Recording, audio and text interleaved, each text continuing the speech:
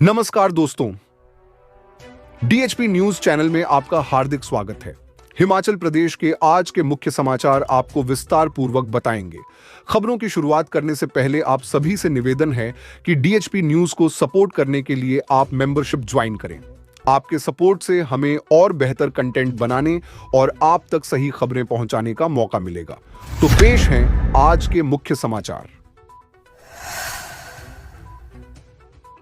3 महीने से बंद पड़ी है ये सड़क। 1 लाख सेब पेटियां कैसे पहुंचेंगी मंडी, बागवान परेशान। हिमाचल प्रदेश के शिमला जिले के रोहडू विधानसभा क्षेत्र में छोहारा इलाके का चीड़गांव खाबर रोड पूरी तरह से क्षतिग्रस्त हो चुका है। पिछले 3 महीनों से इस रास्ते के खराब होने से 3 पंचायतें प्रभावित हो रही हैं। इतना ही नहीं, इस रोड के ठीक न होने के चलते बागवानों को भारी नुकसान उठाना पड़ सकता है। भारी बारिश के चलते पूरे प्रदेश में रास्तों को नुकसान पहुंचा है। इसी कड़ी में चीड़गांव से 3 किलोमीटर दूर पंचायत भवन के नजदीक खाबल रोड लगभग 100 मीटर टूट चुका है। इस टूटे रास्ते से 3 पंचायतें प्रभावित हो रही हैं। एमएलए मोहन लाल ब्राक्टा 2 बार खराब रोड का दौरा कर चुके हैं। सेब सीजन के मद्देनजर इस रोड का क्षतिग्रस्त होना व्यवसाय को बड़े स्तर पर प्रभावित करेगा। जानकारी के मुताबिक इस रास्ते से लगभग 1 लाख पेटी सेब निकलता है। अगर ये रोड आने वाले 10-15 दिनों में ठीक नहीं हो पाया तो इन बागवानों को भारी नुकसान हो सकता है। स्थानीय लोग व बागवान इस रोड के खराब होने के चलते पिछले 3 महीनों से परेशान हैं। 3 पंचायतों के लोगों को प्रभावित कर रहा ये रोड जल्द ठीक होने की उम्मीद कर रहा है। आपको बता दें कि यहाँ पर करोड़ों रुपए का डंगा भी लगा, लेकिन डंगा हर रोज बैठ जाता है। लोगों ने मांग उठाई कि यहाँ लोहे का पुल बना दिया जाए। अनुराग ठाकुर ने दिल्ली में बुलाई बैठक, बोले जल्द बने भवन। हिमाचल प्रदेश में लंबे समय से निर्माणाधीन देहरा स्थित केंद्रीय विश्वविद्यालय के स्थायी परिसर को लेकर एक बार फिर हलचल तेज हो गई है। मंगलवार को हमीरपुर से सांसद एवं पूर्व केंद्रीय मंत्री अनुराग सिंह ठाकुर ने दिल्ली स्थित अपने आवास पर केंद्रीय लोक निर्माण विभाग के अधिकारियों के साथ उच्च स्तरीय बैठक कर इस बहुप्रतिष्ठित परियोजना की समीक्षा की। बैठक के बाद अनुराग ठाकुर ने कहा कि छात्रों के उज्जवल भविष्य और हिमाचल की शिक्षा व्यवस्था के विकास के लिए यह विश्वविद्यालय एक बेहद अहम प्रोजेक्ट है। उन्होंने बताया कि वर्ष 2009 में इसकी स्वीकृति मिल चुकी थी, लेकिन 16 साल बीतने के बाद भी यह संस्थान अभी तक किराए के भवनों में संचालित हो रहा है, जो शिक्षा की गुणवत्ता के साथ अन्याय है। अनुराग ठाकुर ने इस देरी के लिए राज्य सरकार को जिम्मेदार ठहराते हुए कहा कि भूमि हस्तांतरण में सुस्ती, फॉरेस्ट क्लियरेंस न मिलना और बिजली पानी जैसी मूलभूत सुविधाओं की अनुपलब्धता छात्रों के भविष्य के साथ खुला खिलवाड़ है। उन्होंने साफ शब्दों में कहा कि राज्य सरकार की उदासीनता बेहद चिंताजनक है और यदि समय रहते इन मुद्दों को हल नहीं किया गया तो छात्र और क्षेत्र दोनों को भारी नुकसान उठाना पड़ सकता है। नालों में लापता लोगों की तलाश में जुटी एसडीआरएफ टीम, अभी तक नहीं लगा लापता 27 लोगों का सुराग। सराज घाटी में आपदा को 23 दिन बीत चुके हैं, लेकिन लापता 27 लोगों का अब तक कोई सुराग नहीं मिला। उम्मीद की डोर थामे एसडीआरएफ के जवान रोजाना 8 से 10 किलोमीटर दुर्गम पहाड़ी रास्तों से गुजरते हुए खड्डों और नालों को खंगाल रहे हैं। थुनाग और पंडोह में चल रहे इस अभियान की कमान एसडीआरएफ मंडी की महिला इंस्पेक्टर खीला देवी संभाल रही हैं। लाइफ जैकेट पहने और हाथों में डंडे लिए उनकी टीम सुबह 8 बजे शिविर से निकलती है और शाम 6 बजे लौटती है। इंस्पेक्टर बताती हैं कि कई जगह खड्डों तक पहुंचने के लिए सीढ़ियां बनानी पड़ रही है।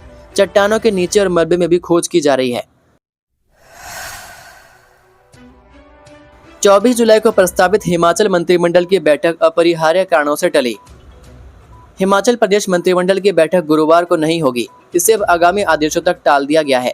सामान्य प्रशासन विभाग की ओर से बुधवार को इस संबंध में सभी मंत्रियों को सूचित किया गया। हालांकि इस बैठक के बारे में पहले से ही असमंजस की स्थिति बनी हुई थी। मुख्यमंत्री सुखविंदर सिंह सुक्खू की अध्यक्षता में होने जा रही बैठक में नगर निकाय चुनाव के आरक्षण रोस्टर पर निर्णय होना था। इसके अलावा मानसून सत्र की तिथियों पर भी फैसला होना संभावित था। संयुक्त सचिव सामान्य प्रशासन की ओर से दी गई सूचना में कैबिनेट की बैठक को आगे टाले जाने के अपरिहार्य कारण बताए गए हैं। रेणुकाजी बांध परियोजना का गुरुग्राम की कंपनी करेगी निर्माण, अवार्ड हुआ काम। राष्ट्रीय महत्व की बहुआयामी रेणुकाजी बांध परियोजना के निर्माण की कवायद तेज हो गई है। आगामी सितंबर में परियोजना का निर्माण शुरू होने की उम्मीद है।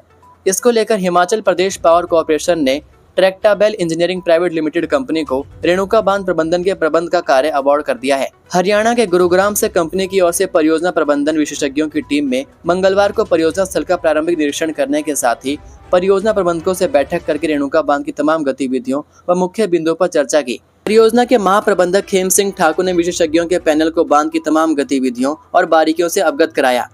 विशेषज्ञों ने इस पैनल में ट्रैक्टाबेल कंपनी के परियोजना प्रमुख BS श्रीनिवास, परियोजना प्रबंधक संदीप अग्रवाल, भूवैज्ञानिक विशेषज्ञ डॉक्टर गोपाल धवन और अंतःकृत विशेषज्ञ बलराज जोशी सहित अन्य वैज्ञानिक शामिल रहे। इन्होंने रेणुका बांध स्थल का निरीक्षण करने के साथ ही परियोजना निर्माण के बेहतर प्रबंधन का आंकलन भी किया। हाईकोर्ट व सुप्रीम कोर्ट से भी नहीं मिली राहत, सेब पौधारोपण घोटाले में 6 आरोपी गिरफ्तार।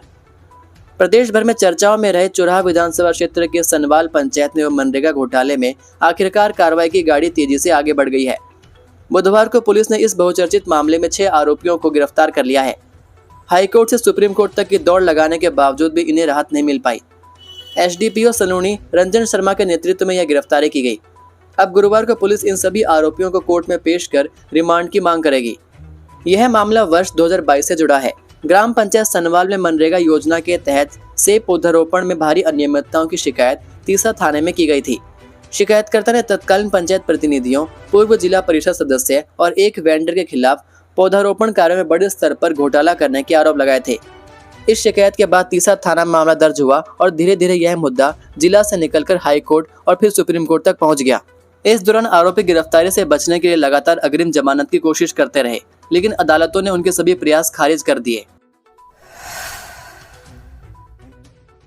स्कूल शिक्षा बोर्ड ने जारी की टेट परीक्षाओं की अस्थायी उत्तर कुंजी। हिमाचल प्रदेश स्कूल शिक्षा बोर्ड द्वारा आयोजित की गई 10 विभिन्न अध्यापक पात्रता परीक्षाओं की अस्थायी उत्तर कुंजियां बोर्ड की आधिकारिक वेबसाइट पर अपलोड कर दी गई है। बोर्ड सचिव डॉक्टर मेजर विशाल शर्मा ने बताया कि इन परीक्षाओं का आयोजन 1 जून से 12 जुलाई 2025 के मध्य किया गया था, जिनमें TGT arts, medical, non medical, Hindi, Sanskrit, Punjabi, Urdu, DLED, JBT और स्पेशल एजुकेटर के पेपर शामिल हैं।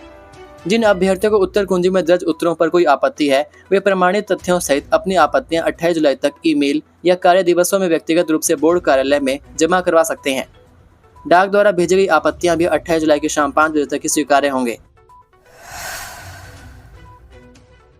शिमला में स्क्रब टाइफस की दस्तक, 32 वर्षीय महिला पॉजिटिव। राजधानी शिमला में स्क्रब टाइफस का संक्रमण फिर दस्तक दे रहा है। स्वास्थ्य विभाग ने बुधवार को कुल 8 संदिग्ध मरीजों के नमूने जांच के लिए भेजे। इनमें से एक नमूना पॉजिटिव पाया गया है। यह पुष्टि IGMC के चिकित्सा अधीक्षक डॉक्टर राहुल राव ने की है। जानकारी के अनुसार यह पॉजिटिव मामला शिमला की रहने वाली 32 वर्षीय महिला का है, जो बीते कुछ दिनों से बुखार और अन्य लक्षणों के चलते अस्पताल में इलाज करा रही थी। जांच में स्क्रब टाइफस की पुष्टि होने के बाद महिला का इलाज तय प्रोटोकॉल के तहत शुरू कर दिया गया है। फिलहाल मरीज की हालत स्थिर बताई जा रही है। गौरतलब है कि हिमाचल प्रदेश में हर साल बरसात के मौसम में स्क्रब टाइफस के मामले बढ़ जाते हैं। यह बीमारी एक प्रकार के परजीवी कीटाणुओं से फैलती है, जो झाड़ियों या घास में रहने वाले घुन के काटने से इंसानों में पहुंचता है। शुरू में सामान्य बुखार जैसे लक्षण नजर आते हैं, लेकिन समय पर इलाज न मिलने पर यह संक्रमण गंभीर रूप ले सकता है और कभी कभी जानलेवा भी साबित हो सकता है। स्वास्थ्य विभाग ने लोगों से अपील की है कि बरसात के मौसम में घनी झाड़ियों और घास वाले इलाकों से बचें, शरीर को ढककर रखें और किसी भी तरह के बुखार या घाव दिखने पर तुरंत नजदीकी स्वास्थ्य केंद्र में जांच करवाएं। ये थे आज के मुख्य समाचार। हिमाचल प्रदेश की बड़ी खबरें रोजाना जानने के लिए सब्सक्राइब कीजिए DHP न्यूज़ चैनल को और बेल आइकन पर क्लिक करें, जिससे आपको प्रदेश की बड़ी खबरें हमारे द्वारा मिलती रहें। वीडियो को लाइक और शेयर ज़रूर कीजिए और आप हमारी वीडियो कौन से शहर से देख रहे हैं, नीचे कमेंट करके ज़रूर बताइए। वीडियो में अंत तक बने रहने के लिए आपका बहुत बहुत धन्यवाद। जय हिंद, जय भारत, जय हिमाचल।